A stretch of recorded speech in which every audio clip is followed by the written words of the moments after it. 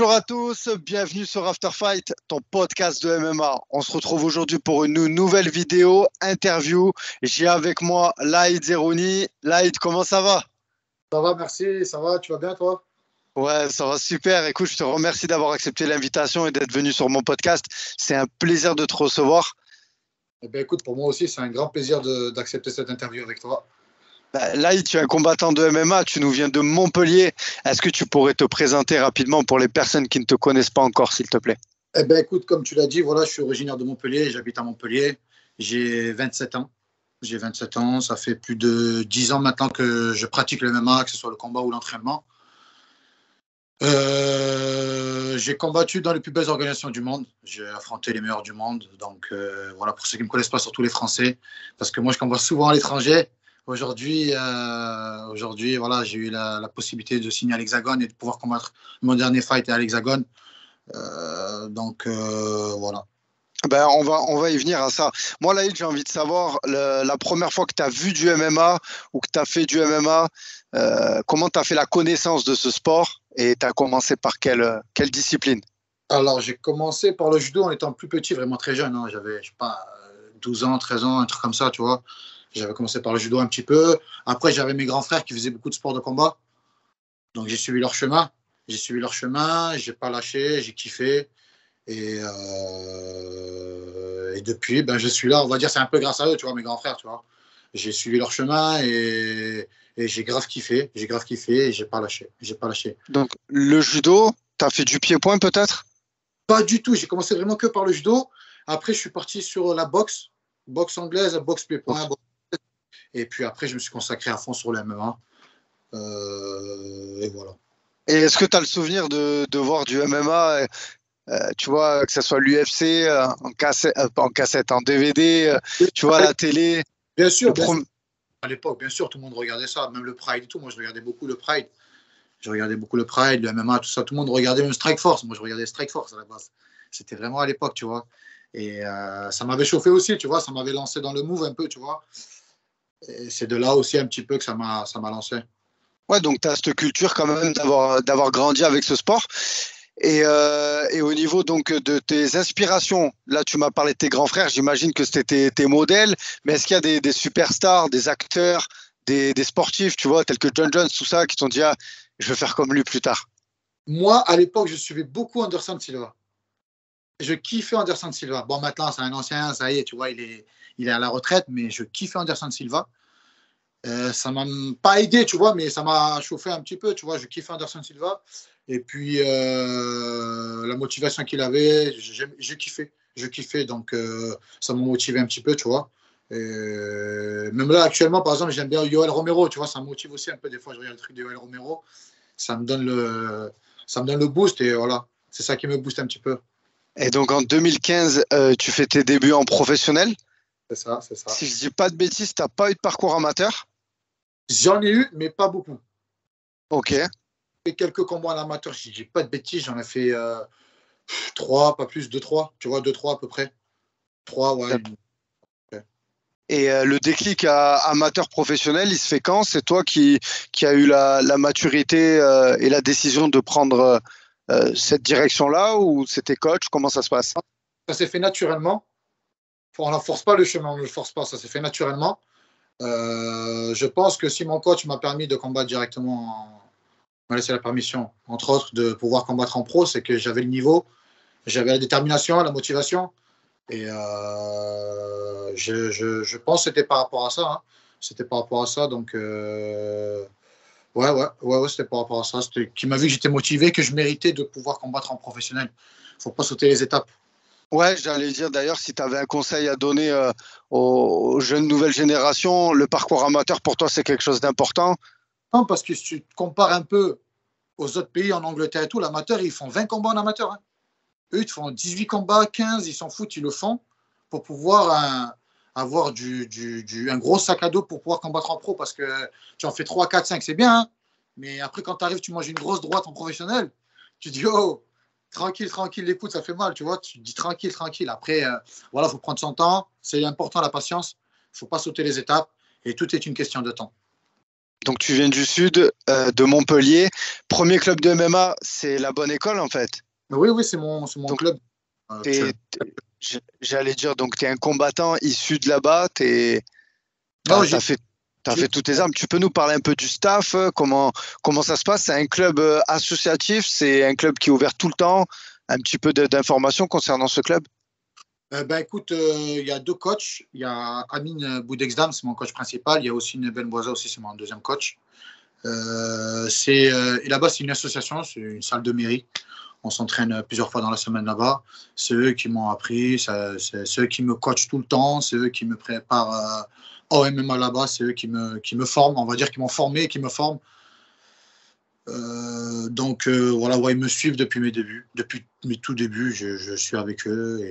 Donc, salle associative, ça veut dire il y a les tatamis à mettre en début et à les enlever en fin ou pas? Parce que Oh, c'était une dinguerie. Avant, on avait les tatamis, on les mettait un par un. Oh, il y en avait trop. On en avait marre. Et on a eu un rouleau. Enfin, un rouleau, tu sais, le tapis qui se roule et qui se déroule. Maintenant, d'accord. on pousse et on le remet. C'est vraiment plus facile pour nous. Ah, les tatamis, de les mettre à chaque fois, franchement, quelle Ben, flemme. tu sais quoi, c'est super ce que tu me partages là, je le partagerai à mes coachs parce que nous, dans mon village, on a une salle associative et tu vois, nous, on a 50 tatamis à mettre à chaque fois.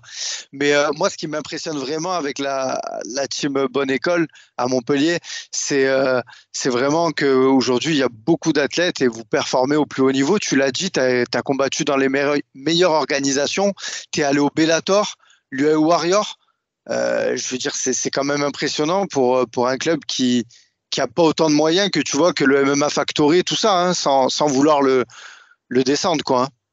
Après, tu sais, comme tu as dit, on a beaucoup d'élèves de combattants qui combattent dans tout le monde entier. Je ne te mens pas qu'on travaille dur. On travaille très très dur. Moi, personnellement, et même eux, hein, ils travaillent très dur. Je ne pense pas qu'ils sont là en train de regarder que Internet. On travaille vraiment dur, que ce soit à l'entraînement là-bas. Après, on est bien entouré. Moi, personnellement, je suis bien entouré, tu vois. J'ai des préparateurs physiques, dont Clément et Fredo, tu vois. Ils m'entraînent bien, ils me tuent. J'ai des nutritionnistes, j'ai des ostéos, j'ai une nutritionniste Big Jam, tu vois. J'ai des gens derrière moi, tu vois, ils me suivent et comment dire, Ils te supportent, ouais. Ils te lèvent, ils te surélèvent. ils me lèvent au plus haut, tu vois, ils m'aident énormément. Donc, c'est un peu grâce à eux. Si tu es bien entouré, tu avances bien, logiquement. Donc voilà, comme tu as dit, on a affronté les meilleurs du monde dans ma team. On est allé dans les plus grosses organisations, dont moi. Et c'est un peu grâce aux gens qui m'aident, tu vois. J'ai beaucoup de gens qui m'aident. Et je les remercie d'ailleurs, sans je les remercie tout le temps, c'est grâce à eux un peu. Et voilà. Et on n'a rien sans rien. Et quand on voit ton parcours aujourd'hui, tu as 27 ans, tu es vraiment jeune en fait. Tu as déjà acquis une grande expérience, mais toi, tes objectifs aujourd'hui à long terme, c'est quoi? Et quand tu as commencé le MMA, est-ce que, par exemple, tu me parlais d'Anderson Silva, tu as dit, moi, je veux aller à l'UFC? Alors, l'UFC, non, j'ai pas dit je vais à l'UFC. C'est trop pour moi parce qu'il faut être objectif. Bien sûr, on aimerait tous aller à l'UFC. Mais comme je dis, il y a des étapes dans la vie. Tu peux pas, tu vois. Tu as ton objectif d'aller au ok, tu laisses de côté. Et après, tu montes les échelons. Tu vois, tu peux pas dire, ah, les gens aujourd'hui sont là, ils font un combat, deux combats, ils disent, je veux aller à l'UFC. Tranquille, le sang. Tranquille. Tu peux pas sauter les étapes. Tu veux y aller, je le comprends. Tout le monde va aller au top du top, tu vois. Moi, mon objectif, tu vois, principal, c'était d'aller au Bellator. Je l'ai acquis. Je l'ai fait, c'est bon, pour moi, c'est réglé. Mon premier objectif. Malheureusement, j'ai perdu, tu vois, mais c'était un de mes objectifs. Je l'ai atteint, tu vois. Après, les objectifs actuellement là, moi, maintenant, j'ai signé à l'Hexagone. Et mon objectif principal à l'Hexagone, c'est d'aller chercher la ceinture directement. Ah, ben c'est ce que tu as demandé à la fin du combat. C'était un combat. Ben ça a duré qu'un round. Hein. J'allais dire c'était une guerre, mais en fait sur le premier round ça a été une guerre. Il y a eu un échange. D'ailleurs, c'est ce que je te disais en off. Tu as un style vraiment de. On le voit, t'aimes la bagarre, Laïd. En fait, est-ce que mais quand même dans la bagarre, tu réfléchis quand même ou toi c'est on y va, tu vois, la Justin Gaethje quoi. En fait, ça dépend, certes, j'aime la bagarre, mais tu sais, comme tu as dit, j'ai du vécu. Donc maintenant, tu sais, la bagarre, c'est bien, mais c'est qui tout double des fois. Donc maintenant, la bagarre, tu l'as fait intelligemment, mais tu l'as fait. Moi, je suis comme ça, tu vois, j'aime faire un peu le show, le spectacle et la bagarre, j'aime bien, tu vois, mais voilà, il faut réfléchir un petit peu. Et des fois, si j'ai des moments où je vais faire ça, je vais envoyer et que je baisse trop la garde, je pense qu'il y a mes coachs direct, ils vont me le rappeler, de remonter les mains, d'aller tranquille, tu vois. Et mon style à moi, ouais, j'aime trop la bagarre. Donc, des fois, il faudrait que je me calme un petit peu. Et donc là, soumission, premier round de l'adversité. C'était quand même un adversaire assez physique. J'ai trouvé il y avait une petite différence. Est-ce que il y a des choses qui t'ont impressionné justement? Il me semble qu'il t'a touché aussi, hein. Il m'a un peu effleuré, pas trop touché, il m'a touché un petit peu, tu vois, mais ça m'a pas fait grand chose, tu vois. On va dire, il m'a touché, mais c'était pas, ça m'a pas sonné ou quoi, tu vois. Et après, je m'attendais pas qu'il me ramène au sol. Je pensais qu'on allait rester debout. Il a voulu aller au sol. Ben, je dis, ben, reste au sol, hein. On est resté au sol et faut pas croire, tu as vu, je me sens bien aussi au sol. Les gens, ils savent pas, tu vois, mais je suis bien aussi à l'aise au sol. Et j'ai continué au sol et à la fin, j'ai gagné sur le Kimura. Je le sentais un peu puissant. Tu as vu quand il m'a ramené au sol, mais bon. Après, voilà, c'est du MMA, il s'entraîne, je m'entraîne. Il me fait tomber, je le fais tomber. Et le résultat, c'est que je gagne, c'est le plus important pour moi, tu vois. Voilà, Kimura, bien sûr. Et tu as un sol très dangereux, notamment quand tu es sur le dos, hein. Ça, faut vraiment. C'est un Faut peu. vraiment. Oh, ouais. T'as travaillé ça, justement? Tu travailles beaucoup, ça, le sol à l'entraînement, je veux dire, de cette position? De cette position, oui et non. Mais je travaille tout, de toute façon. Moi, je travaille tout, que ce soit le striking, le sol, la lutte.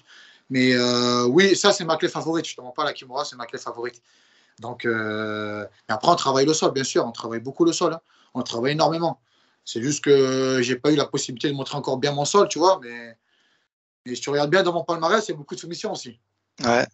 Et là, tu as été dans de grandes organisations. Qu'est-ce que tu as pensé de l'Hexagone? Bon, tu es rentré sur une belle musique, ça, je voulais te le dire. Tu Merci. nous as mis dans l'ambiance direct. Et qu'est-ce que ça t'a fait, sincèrement, de rentrer peut-être en France? Est-ce que ça t'a plus fait plaisir de rentrer, tu vois, dans cette arène que rentrer au Bellator? Je parle en termes de, tu vois, tu es en France, il y a l'ambiance et tout. Le décor aussi, c'était magnifique, en fait. Ben écoute, comme tu l'as dit un petit peu, tu vois, c'est différent quand même le Bellator et le Dragon, mais j'ai grave kiffé combattre, on va dire, à la maison, parce que tu vois, déjà, il y a toute la famille qui est là, tout le monde peut regarder sur RMC, tout le monde peut visionner, là, les Français entiers peuvent regarder. Donc déjà, ça me fait grave plaisir. Et combattre dans un magnifique décor comme ça, je ne l'ai jamais fait. Par contre, ça, je ne l'ai jamais fait. C'est le plus beau décor que j'ai fait de ma vie. De tous mes combats même. Tu vois, on a l'habitude de combattre dans des arènes, enfin des arénas, pardon, excuse-moi, dans des arénas. Et là, aujourd'hui, j'ai combattu dans une arène, dans le théâtre d'Orange, et c'était vraiment magnifique, vraiment magnifique. Donc, j'ai kiffé. Il y a ma famille qui sont venus, mes amis. Ils ont pu regarder le combat en direct. Et c'était une autre émotion, on va dire. C'était une autre émotion. Et Hexagone MMA, donc tu demandes la ceinture. Euh, Dans l'organisation, moi je connais pas encore très bien le roster, mais est-ce qu'il y a un adversaire que justement tu aimerais affronter ou toi t'as pas d'adversaire en tête? Franchement, je te mens pas. Moi, j'ai pas d'adversaire en tête. Moi, je suis comme ça. Pour être le meilleur, il faut affronter les meilleurs. Et j'ai pas de, en tête, j'en ai pas du tout. J'en ai pas du tout. Moi, ça m'est égal, tu vois. On combat, on se fait plaisir, on essaie de gagner. Enfin, on va gagner, mais j'ai envie de te dire, et voilà, on s'en fout de qui en prend. On s'en fait. Et, et je pose toujours cette question à tous les combattants, s'ils avaient l'opportunité d'affronter un adversaire. Tu vois, peu importe le niveau, hein, je parle à l'UFC, au Bellator, que ce soit Romero ou quoi, lequel t'aimerais affronter? Je suis en train de réfléchir. Tu sais, tu m'as posé une bonne Ben, ça, question. en fait, c'est une question qui, je pense, est assez compliquée parce que en tant que combattant, pas on idolâtre, mais on apprécie des combattants. Et le fait de se dire qu'on l'apprécie et qu'on voudrait en même temps le combattre, c'est deux sentiments différents, tu vois. C'est pour ça, question, mais tu me poses une colle en même temps. Mais euh,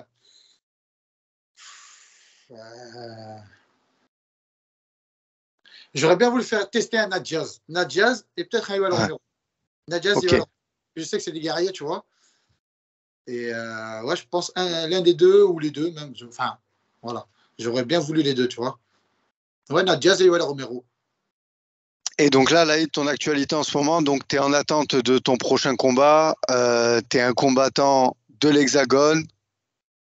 Il n'y a pas possibilité de te voir ailleurs. Je sais pas comment ça se passe au niveau du contrat. Est-ce qu'il y a Eh bien, possibilité. Ouais, dis-moi. Eh ben, écoute, tu sais, ce qui est bien à l'Hexagone, c'est que quand tu signes chez eux,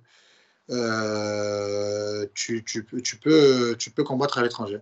Tu peux combattre dans d'autres organisations, sauf en France, c'est-à-dire à l'ARES ou dans d'autres organisations qui sont en France. Tu ne combattras pas en France, mais tu peux combattre à l'étranger.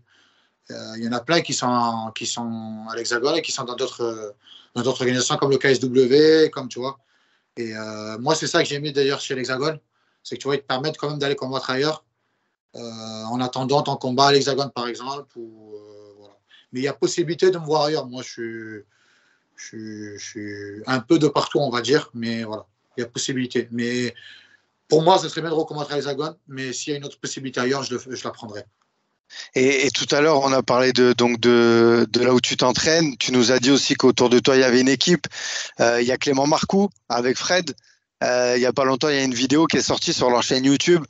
Qu'est-ce qui t'apporte dans ta préparation et physiquement, ça fait combien de temps que tu travailles avec eux et quels sont les résultats? Tu vois que tu peux nous dire un peu de travailler avec Clément? Ben écoute, déjà, Clément et Fredo, ça fait au moins 7 8 ans, je pense, que je suis avec eux, 7 8 ans. Ah, ils sont de Montpellier. Ils sont de Montpellier, ouais, pas Lavas, mais c'est vraiment à côté, hein, c'est à 10 minutes de Montpellier. Ça fait ouais, au moins 7 8 ans qu'ils me préparent.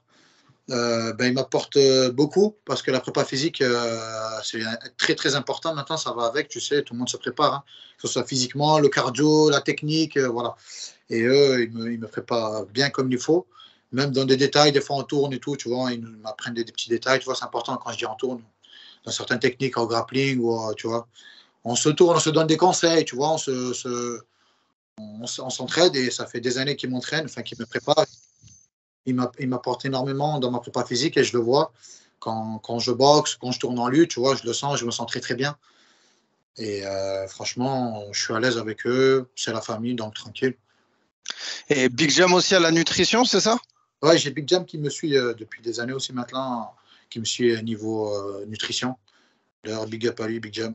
Et, je m'entends bien avec eux, avec Big Jam, pardon, je m'entends très très bien. Et ça fait des années qu'on se connaît, on se côtoie, on s'entraîne aussi ensemble, tu vois.